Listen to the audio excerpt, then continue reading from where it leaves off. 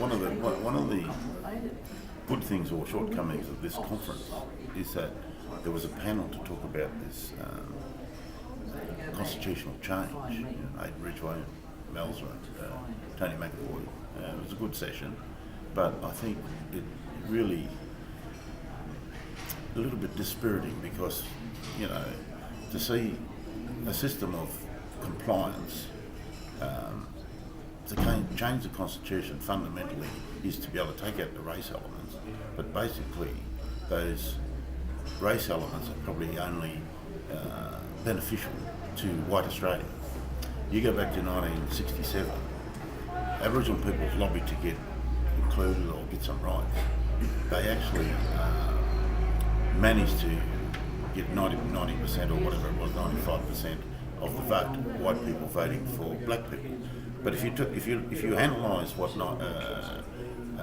67 did, 67 actually included us in the census or included us in the nation state to some degree. It wasn't our choice. If the alternative, like what's happening here today, Aboriginal people said, well, we want a self-governance, we want to be First Nations, we want to govern our own country. The 67 referendum was a nail in that coffin of that ideals. So everyone espouses the great things about 67. Now you relate that to what's being proposed here in 2013. To take away the race power, fine. Australia looks good on the international scene. White fellas feel good. It's not going to stop the courts or the government being racist. They put in a little clause there that says to the advantage of Aboriginal people. Now, if the courts were, and ultimately the courts or the Parliament will decide what's the benefit or what's the advantage, it could be argued that the intervention is an advantage for Aboriginal people. Now, just talking to the brother there about how demoralised the mob are out there, on some of the communities and walking the streets here in the town camps. So this opportunity only comes along, once every 100 years, the change in the constitution, or once every 40, 50 years. We're going to squander our opportunity to get any real advantage out of some clause in the constitution. Now, you take the point of English. Another clause that's being proposed is that English be the national language. Now, if you look at Finland and Norway and these people, they have clauses in their constitution that recognise the Sami language. So here they are brave enough to include, and they understand the importance of language to territory, people, and have Sami parliaments. What's happening here is the opposite. We're actually proposing a racist concept that we all need to be, the mother tongue should be English. Now, there is opportunity for advantage to Aboriginal people to be able to put something in this constitutional change to say that Aboriginal languages should be spoken in Aboriginal communities or whatever it is. Now, that element, an opportunity is being lost. So really, one of the four principles that this constitutional thing is talking about is that if Aboriginal people so desire and feel that there is an advantage of change to the constitutions for themselves, how are they going to gauge that? It really goes back to the 67 referendum. White fellas deciding what's best for black fellas. Nothing different at this referendum proposal. White fellas deciding what's best for black fellas. Now, it's some token thing about, Aboriginal peoples are entitled to their language. Well, we've got the declaration to do that. It really doesn't achieve anything, what they're proposing. What it actually does is that it fosters up this, fuzzy, warm feeling and shows or demonstrates to the international world that we are not a racist country anymore because we don't have racist clause, which, Australia's the only one that has a racist clause in their constitution globally. So they're really playing catch up, and to our disadvantage, not advantage. So I think that this needs to be debated, and and the big question is, how do we gauge whether Aboriginal people support this? It's not going to be up to us. It's going to be up to the white fellas again. Michael Mansell rang me last week and he said, Jeff, I've got to say that nobody's challenged the government or actually been critical of the government since you've left office. Well, I'm sure there's been criticism, but nobody has taken them on, and I think that's unfortunate. And when you look at, what the lost opportunity of ATSIC, like we had, even though we were tied to the government, supply of money and processes and needed to be acknowledged by government, we had a sense of black parliament in ATSIC. We had the resources, we had the people, we had the facility to be able to bring about change. We maintained systems and a democratic elective process, which I think was very healthy. Now it's just total disaster.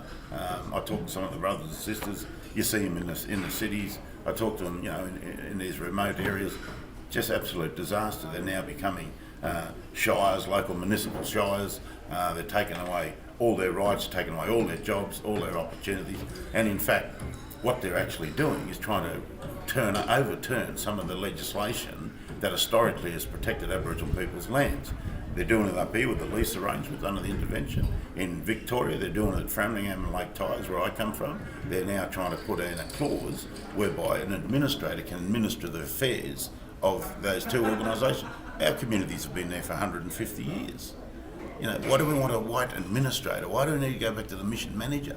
Like, it's just ridiculous, My son's a lawyer, my niece is an accountant, my other one's a senior administrator of business operations. These are the new generation, and here they are proposing that we can't manage our affairs and want to replace the control into white hands, a white administrator. So, the same's happening in South Australia with the lands trusts. They're attacking the very foundation of the lands trust in South Australia, and I believe it's happening other places. So there is a continual assault on our rights. There's a continual assault on our democratic right to represent ourselves. And what is most pleasing about this conference is that there's spirit in the air again.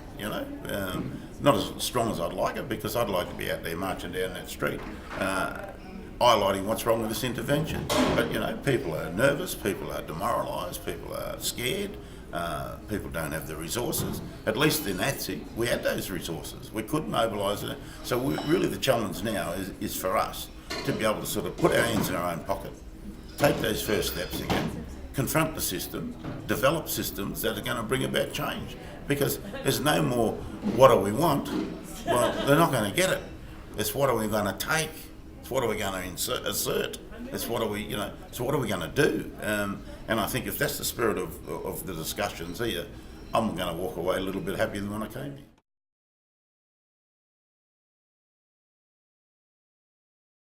Well, I think it's the way to go. The fact is that, in some ways, to get recognition of native title, and it doesn't lie solely in this sector, you have to determine your territory, you have to determine your membership and your people, and develop your capacity. So we're on the road to doing some of that stuff, but you can't do it under the umbrella of corporatisation, because a lot of these PBCs don't have money. We talked about it earlier. Out of the 107, there's only about 30 who've got resources. There's about 70 of them sitting out there broken. So, yet they're going to have to be compliant. What happens when these organisations don't become compliant? They'll become bankrupt. And they'll take away the resources, the assets. So, so much for the native title. And at the end of the day, native title is about extinguishment. These ILUAs are about, we'll do a deal with you, but it will extinguish your rights. And when you look at the membership of those people doing these deals, 90% of the people who could be membership of these organisations are not represented. And the deals that doing it equates to about $1,000, $2,000 each to extinguish your native title for your future generations. Like, it's outrageous. So we have to come up with a new model. We have to come up with some Aboriginal voice again. And really, it's going to be tough. We've toughed it out before. And I think, this First Nations idea, it's an old idea being rehashed. We just need to gain strength from our struggle.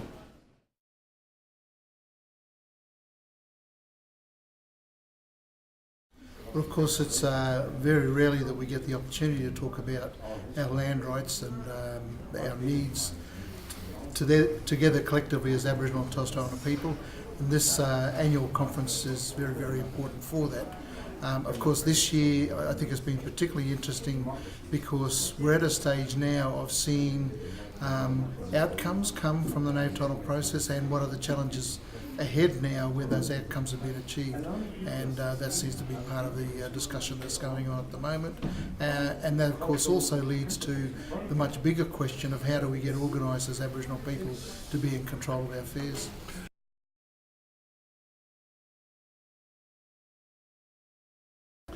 Well, I think that government has come to the realisation that native title, the system that they've established to resolve Aboriginal ownership over land, is a very expensive exercise and procedure that requires intense resources and so on to navigate through that system.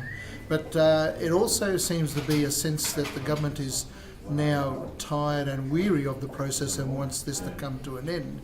And this is the big concern, that by reviewing the role and functions of the native title service providers and by reviewing the growing existence of structures such as prescribed body corporates, that the government is now looking to divert its funds away from the native title services and more to the funding, to the operations of the prescribed body corporates. I think this is a very negative stance, and the direction has to be that the government puts additional resources into the new structural elements of prescribed body corporates. The role of the Congress is not to be one of many submissions which go to FACSIA to decide. What our role is to engage with government to ensure that Aboriginal and Torres Strait Islander people's rights are protected in this system. So we will find a way to advise government, either inside or outside of this review process, that native title systems that were set up by government over 20 years ago have to continue to survive until the resolution of ownership of lands in this country are determined, and that there can't be a cutback in the necessary services that our people need in order to navigate through the native title system. So that's our big concern, which we'll take to government at the highest levels that we can take it as Congress, to say this is not a time now to start shutting the doors.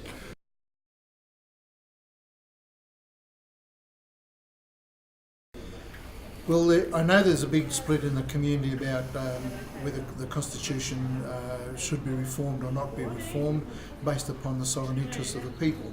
However, Congress has taken a position. We participated in the expert review.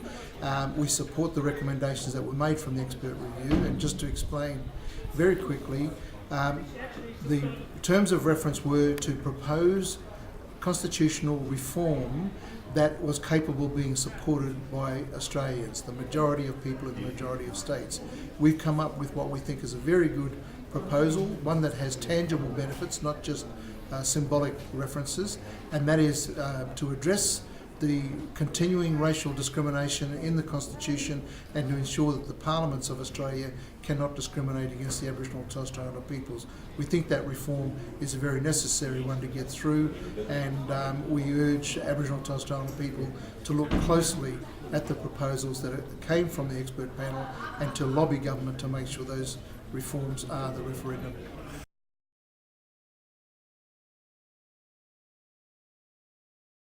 Well, Congress, our central role is to advocate for the self-determination of peoples, and this proposal is quite clearly an effort for our people, based upon their land base, their traditional associations, to unify at the national level. We support that very strongly. Congress will be looking at ways to support that.